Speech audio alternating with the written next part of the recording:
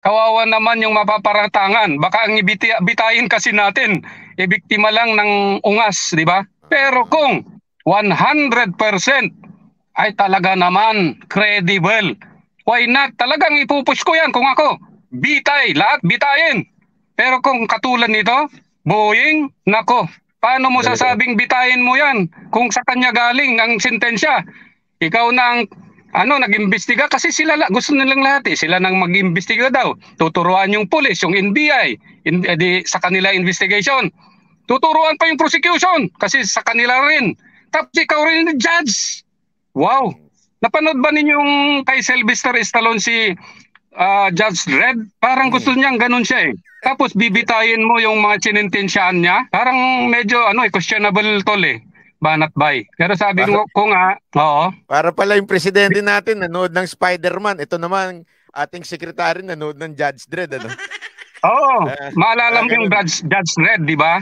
Oo. Baka yung iba nating mga kababayan hindi pa alam mo yun. No? Yun no, yung pulis na mismong naghahatol din. Di ba? Ganun no, si Oo. Judge Dredd.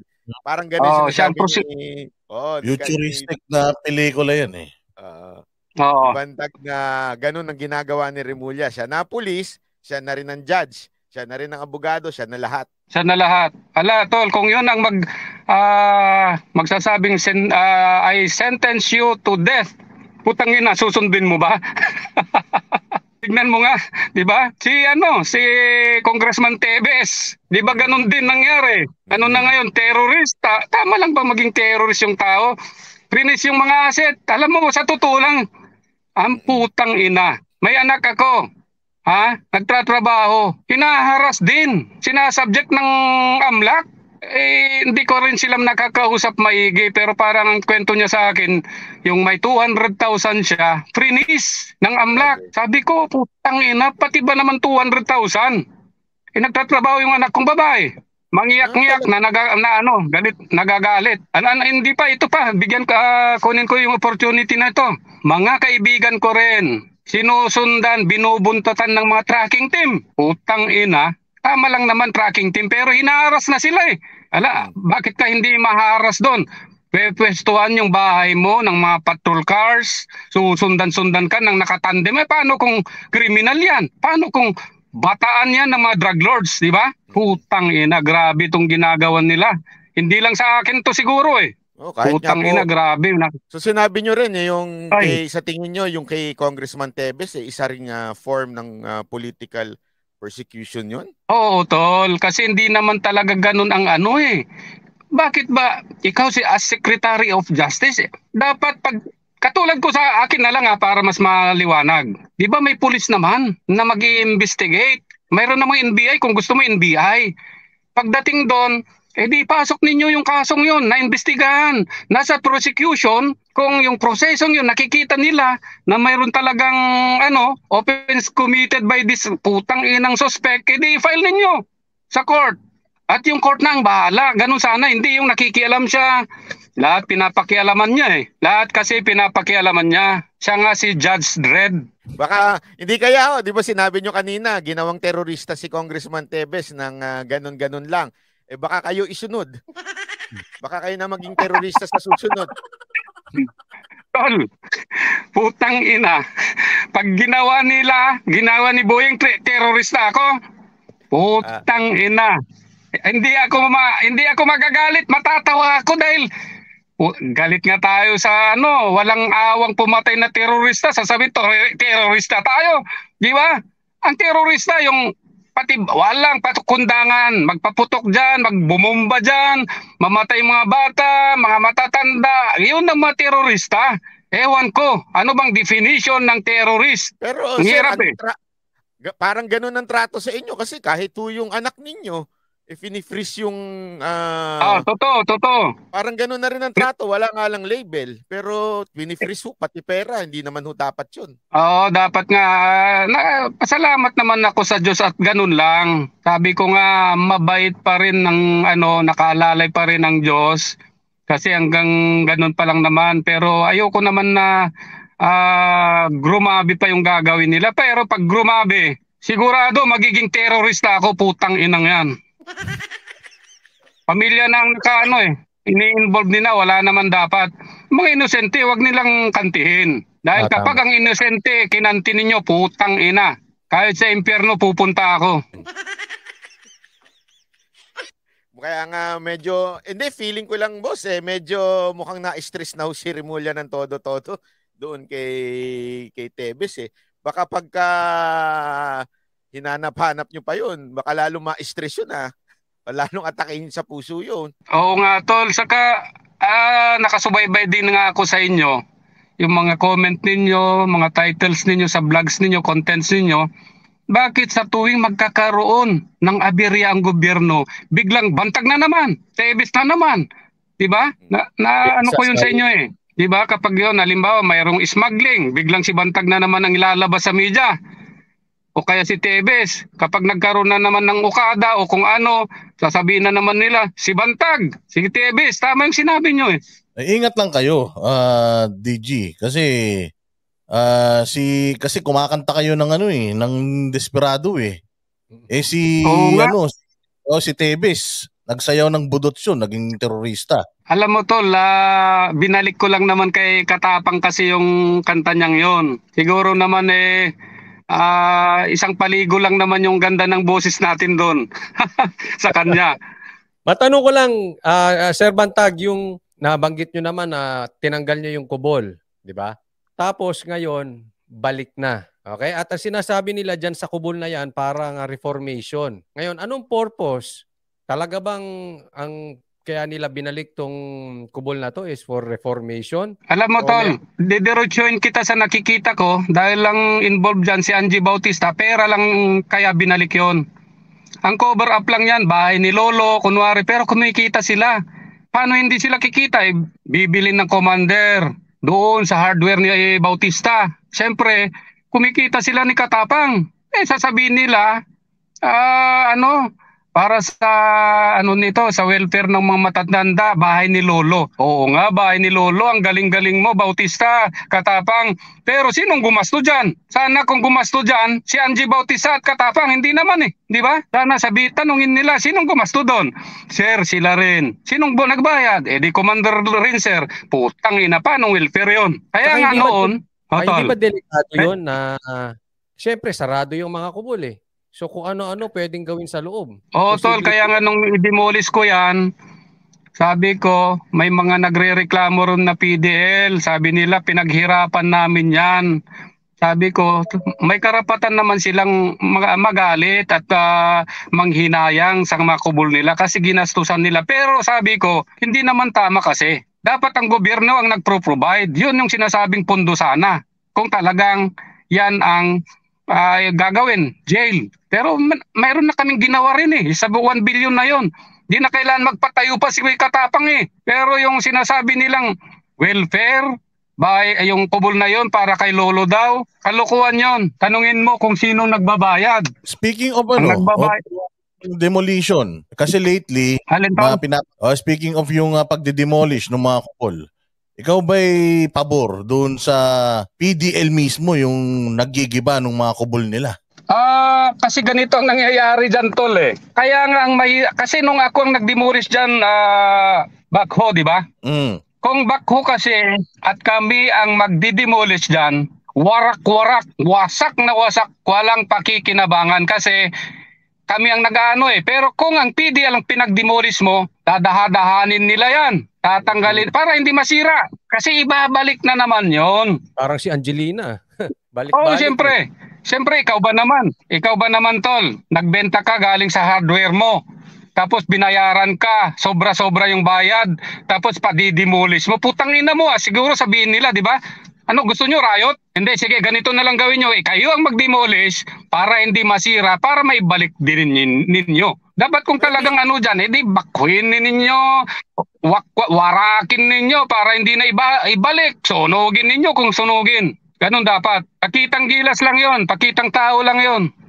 Kasi sinabi rin ng isang senator, sabi ni Senator Tolentino, sabi daw kung walang media, parang si Senator Tolentino yata o si Congressman Tulfo na pag may media, didemolish niya pero binabalik. Sabi nila Ganon naman din ang opinion ko dyan at sa tagal ko nga sa jail, kung ang PDL ang magdidemolish, dadahan-dahanin niya para hindi mawarak, para may balik uli. Baka delikado, nabibigyan mo sila ng mga bareta de cabra, di ba? Kasi deadly weapon yan eh. Kung ano tol, kung may hardware doon, ano pang aasahan mo, di free for all. Lahat yan, garapalan nga tol eh. Kung shabu nga nakakapasok, kung baril nga nakakapasok, yung mahaba nakakapasok nga, martilyo lang kaya, kabra, wala na. Kung inalaw mo yung very grave na contraband na shabu at mahahabang reple, di ialaw mo na lahat. Actually, alam nyo, Mr. Bantag, ito info to, ito talagang first-hand information dahil since ako nga po ang manager ng Mocha Girls, may lumapit sa akin, isang organizer, hinire siya nitong Bucor para kumuha ng mga entertainers, sexy entertainer. Okay. Itong organizer, hindi naman niya alam na ako si Banat Bay. Ang alam lang niya, manager ako ng Mocha Girls. So kinukuha yung Mocha Girls para mag-concert sa loob daw ng Bilibid. Hanggang sinabi ko nga alam ba nila na ako si Banat Bay?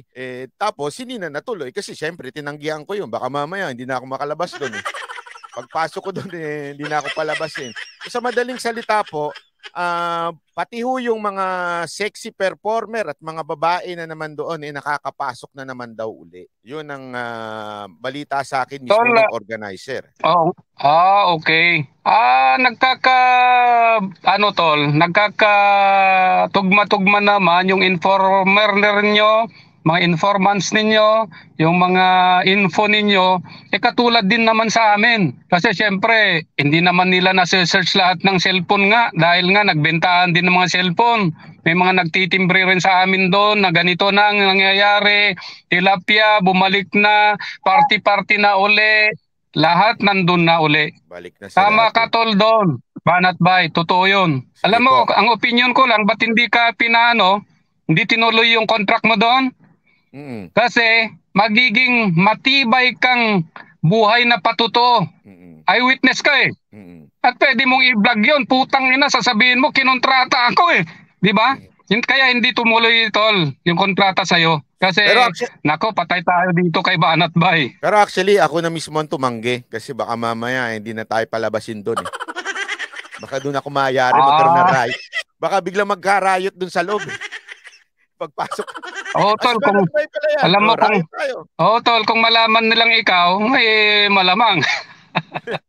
Ito po, magtatapos na tayo. Magbabanggit po kami ng pangalan sa inyo at bigyan nyo po ng mensahe. Okay po? Ganon. Mensahe lang. Kunwari po, halimbawa, ngayon, bago tayo magtapos, ano ang mensahe nyo po kay Angelina Bautista? Alam mo, Angelina Bautista, putang ina mo, kumita ka na dyan ng malaki, umalis ka na dyan. Parang awa mo na, maawa ka sa sinasabing mga PDL dyan. Kasi hindi naman lahat dyan, mga gago yan. Ginagago mo eh.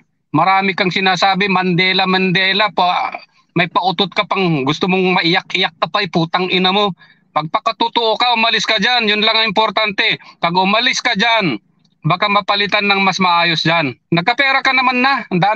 Marami kang kinita. Itong bagong September 8 na order nitong si Boeing, na ibalik na yung mga nandun sa Occidental Mindoro, sa Pasugi. May balitang piniraan na naman niya. Para yung dalawa doon ay dalhin sa minimum security. Grabe, putang inang tao yan. Grabe.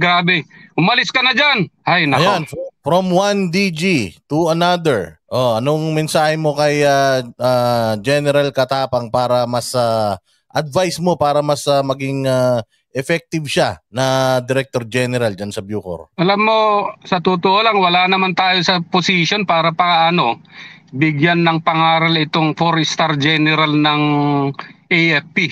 Kaso nga lang dahil palpak siya sa SAP 44 at nilagay na naman siya dito sa Bucor na palpak na naman, hindi natin maiiwasan na payuhan siya na umalis ka na. Nakuha mo na yung retirement pay mo, mayroon ka naman ng pension, umalis ka na sa Bucor. Binababoy mo ng Bucor.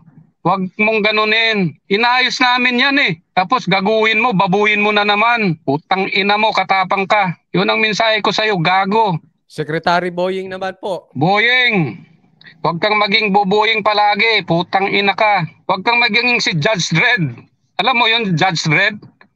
Putang ina, at huwag mong yung mga inosenteng tao, huwag mong dinadamay. Kung ako ang kailangan mo, edi hanapan mo ako. Putang ina ka, di ba? Putang ina, kung hinahanap mo, kung sino-sinong hinaharas mo, pati pamilya ko, tarantado, pamilya ng ibang kaibigan ko, mga kaibigan ko, lahat na. Putang ina, ba't kasi hindi ka pa namatay dun sa operasyon mo kung totoo yun? Ha? Susunod naman ako in due time, wag ngayon. Sa Congress at saka sa Senate, ano naman ang inyong, kasi silang dumidinig ng mga kaso dyan sa Bucor yung mga irregularities dyan. Ano naman ang inyong mensahe sa mga mambabatas? Saludong-saludo ako.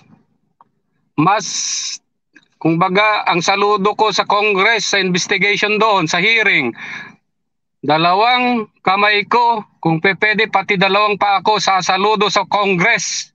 Maraming salamat, pero naging fair naman sila dahil hindi naman dahil sa gusto ko yung outcome nung nila, investigation, kundi may mga bayag sila na pinapakitang may pag-asa pa ang Pilipinas. Hindi lahat ay nabibili. Sa Senate naman, salamat kay Senator Tolentino. Pagdating naman po, yun lang masasabi ko. Kay anong mas mensahe nyo sa ating Pangulong si Ferdinand Bongbong Marcos? Alam mo, mahirap basahin kasi itong si Presidente. Sabi nga ni Coach Oli, si Presidente ninyo. Mahirap basahin. Ang sa akin lang, putang ina, ang hirap yung sinasabi kasing weak siya, parang hindi ako maniwalang weak siya Maaring yung weak na yon ay strength niya. Yun ang nakikita ko sa kanya. At ang masasabi ko lang, Mr. President, ay nako, malalim na ang mga buntong hininga ng mga nasasakupan mo. Nagkakagulo na, pati sa Mindanao. Magkakagulo pa sa susunod na mga araw. Kung yan ay sinasadya mo, wala tayong magagawa. Pero kung nung ginawa mo, kung ano ang itinanim mo, aanihin mo yan, Mr. President. Tayo lang naman, sabi ko nga, ikaw ang tatay namin, kami mga anak mo, kami lang nagsasabi ng opinyon. Yun lang masasabi ko kay Presidente. Pero ako, ayoko po maging tatay yun.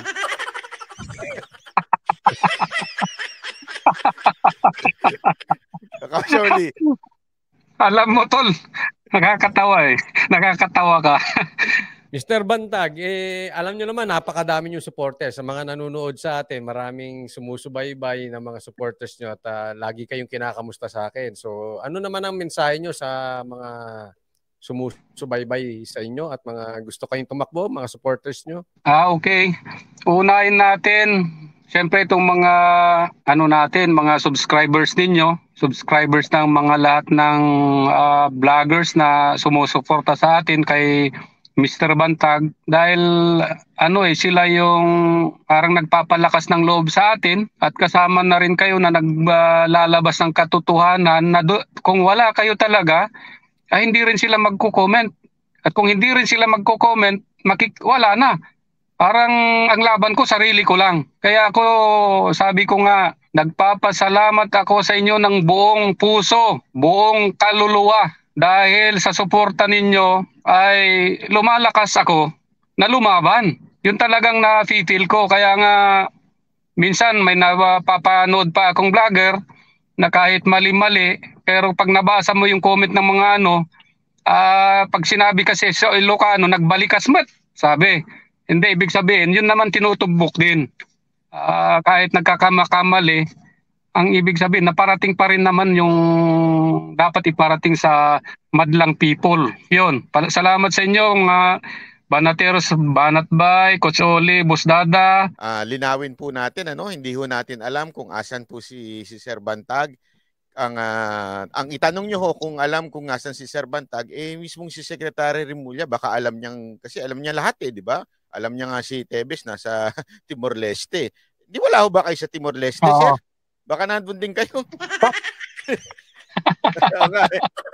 Pero ito off the record and on the record, kahit sa hindi namin alam kung nasan po si Sir. Hindi po namin tinatanong para ho for safety of everyone, wala ho kaming alam. Bawat isa sa amin, si Coach Oli, si Boss Dada at saka ako, hindi po namin alam kung asan po si Sir Bantag. Pero balita ko nandiyan lang ho siya sa Malate, malapit lang daw kay Secretary Remulla. Sige po. Maraming salamat, Sir.